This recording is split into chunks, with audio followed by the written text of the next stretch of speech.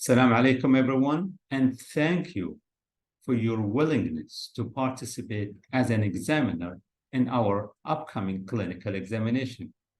This is the examiner training for the clinical comprehensive examination conducted by the National Institute for Health Specialties.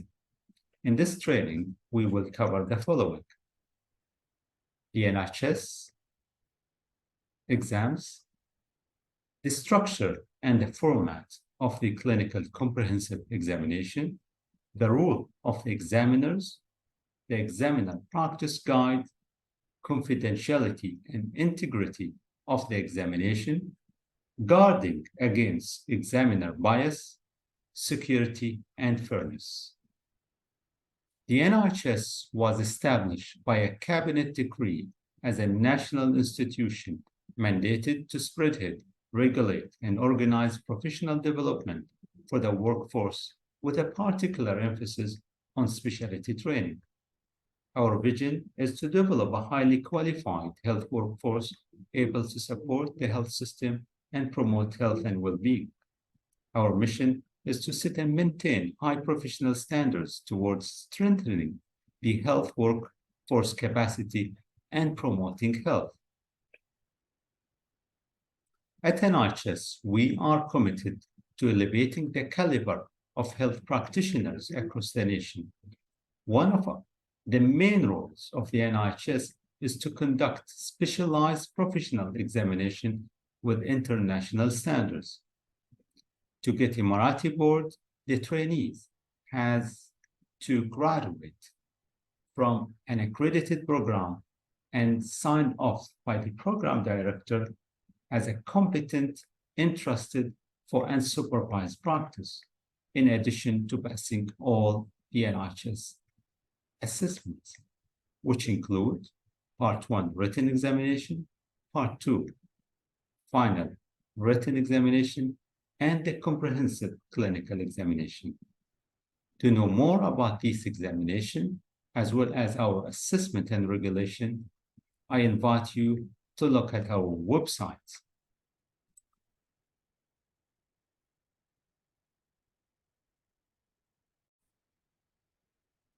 At the National Institute for Health Specialty website, under Assessment, you can view our assessment exams, starting from the admission examinations, such as EMRI, the Emirates Medical Residency Entry Examination, as well as the Emirati Board examinations, Part 1 written, final, and clinical.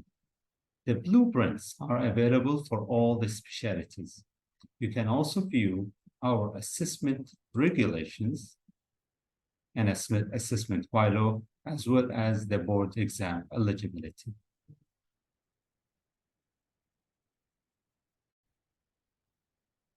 I would like now to invite my colleague, Dr. Fawzia, to talk more about the clinical comprehensive examination. Thank you. What is a CCE?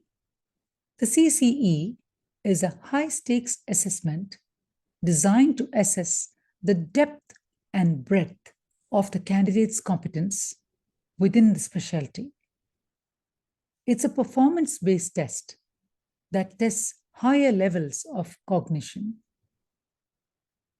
The goal of the CCE is to provide a fair and accurate assessment of applied knowledge and skills.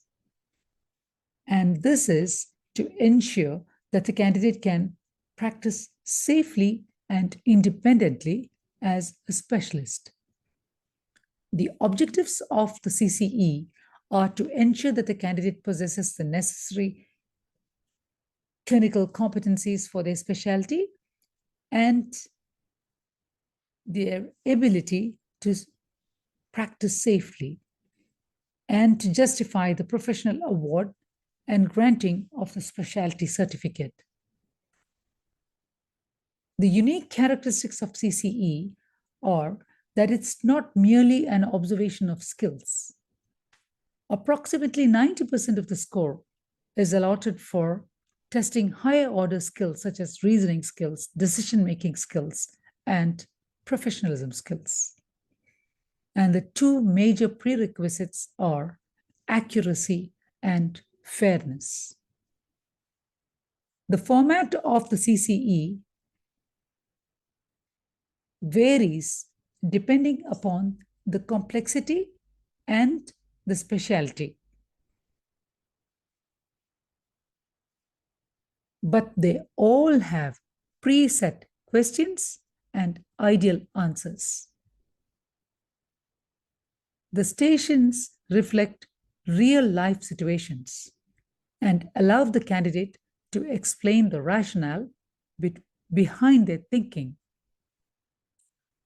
And multiple clinical or practical skills can be covered in a single CCE station.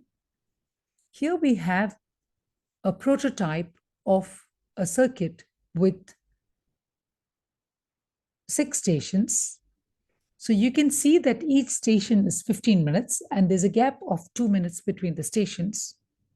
There will be 2 examiners in each station and the passing score is 70% or above.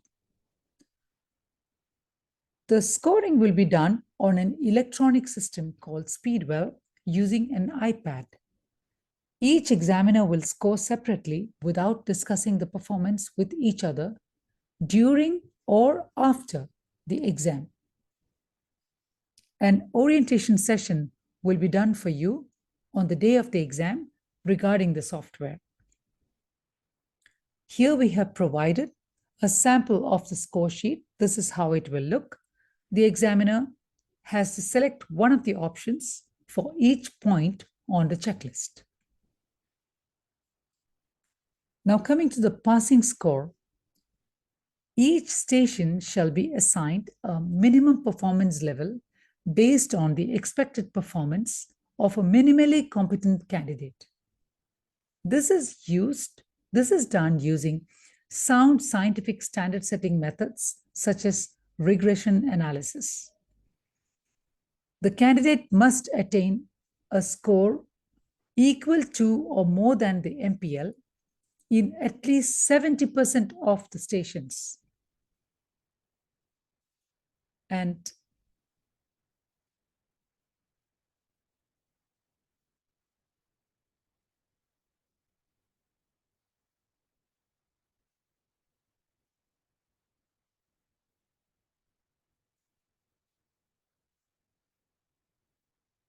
the passing score.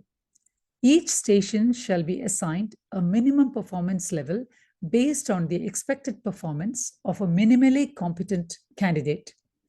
And this is done using sound scientific standard setting methods such as regression analysis.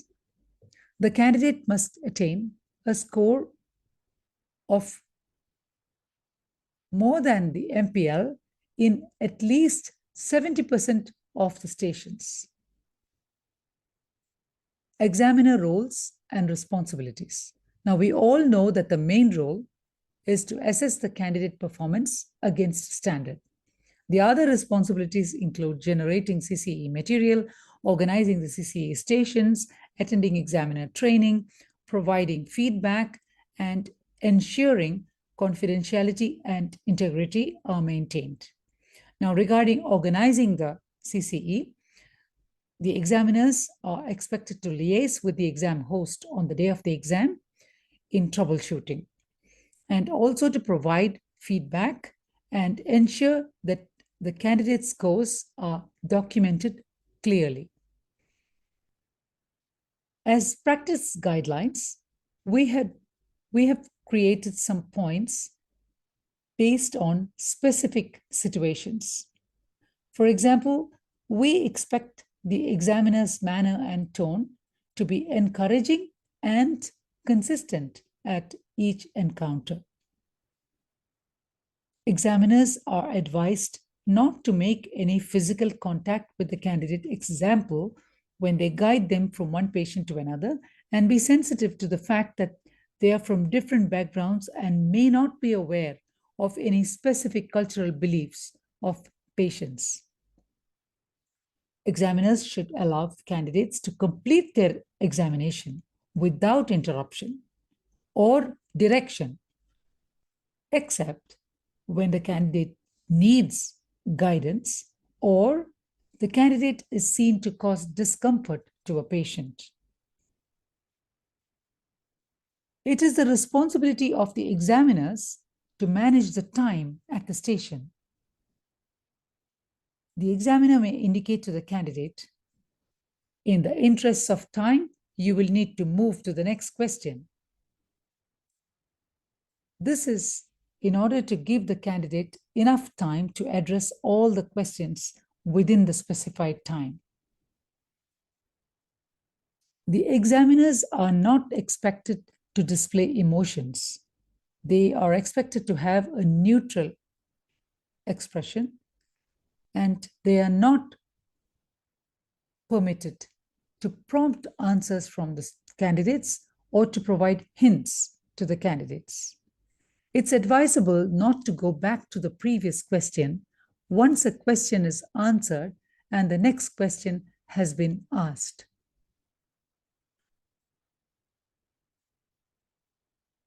It's also not advised to disclose to the candidate about their performance or to attend any type of calls.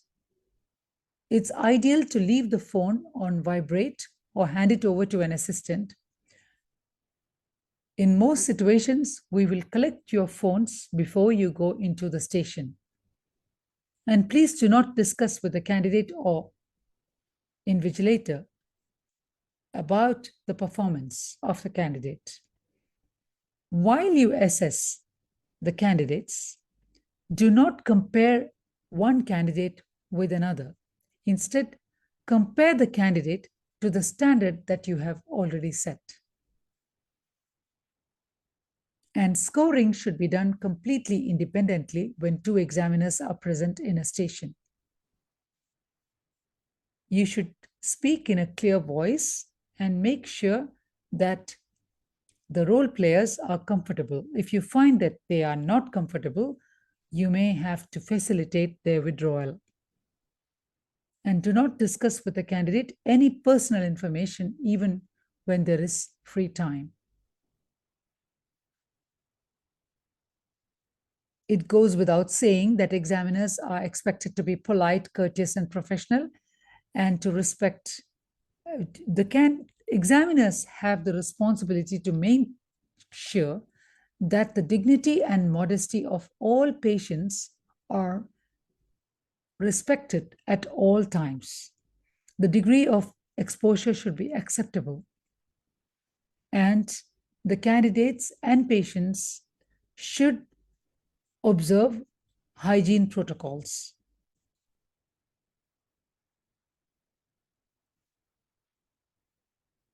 Confidentiality and integrity of data.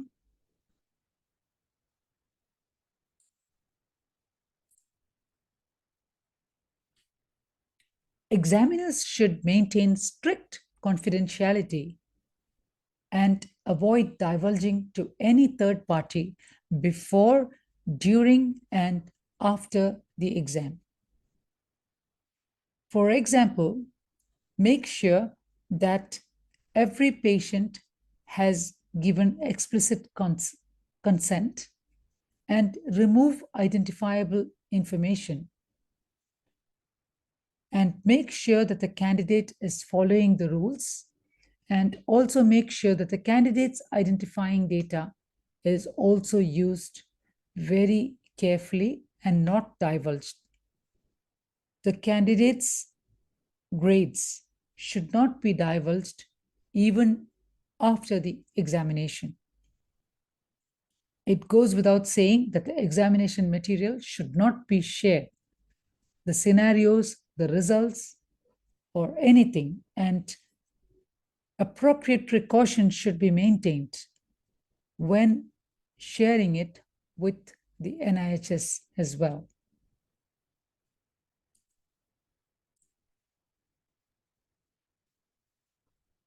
We have provided some don'ts as an example for examiners to refer to regarding maintaining integrity of the examination. Regarding conflict of interest, we have put the details here. In short, no examiner should participate in any activity which is meant for training for NIHS examinations or material for preparing for NIHS examinations, or use their status as examiner to market courses or products. We expect that all of you would have signed the confidentiality and conflict of interest agreement and will abide by them at all times. Unauthorized copying of exam questions are not permitted. Examiners must report instances of infringement of copyright if it comes to their notice. They themselves must never divulge examination questions and never publish any material which they have prepared or reviewed or use them for teaching.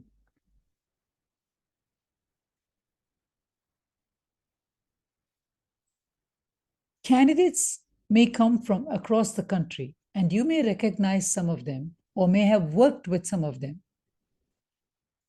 But if you have a connection which is more than casual contact, for example, if one of them is your relative or you have any other personal relationship, it has to be reported. Identify the conflict at the moment of introduction, and we have instructed the candidates also to do the same. Every attempt will be made to find a suitable replacement for the station. Some important tips regarding examiner bias. We expect examiners to guard themselves against reported examiner bias. We can see in literature there are different kinds of examiner bias which have been identified. An awareness of these kind of biases will help examiners to guard themselves against the occurrence of such bias in their own performance. So examiners may be dove examiners who mark more leniently than other examiners, or hawk examiners who mark more stringently than other examiners. This may not be fair for the candidates, as candidates go through multiple examiners. Another type of examiner bias is called halo effect. The halo effect occurs when examiners' marks are influenced by candidates' first impression. If a candidate performs very well in the first question, the rest of the questions may be biased by the impression created at the beginning. The other effect is called the contrast effect. If an examiner has seen an exemplary candidate, then the next candidate might seem to be worse than he actually is, or vice versa. This has to be prevented. Examiners will be provided feedback on their performance, and if negative or feedback has been reported repeatedly, the examiner will be removed.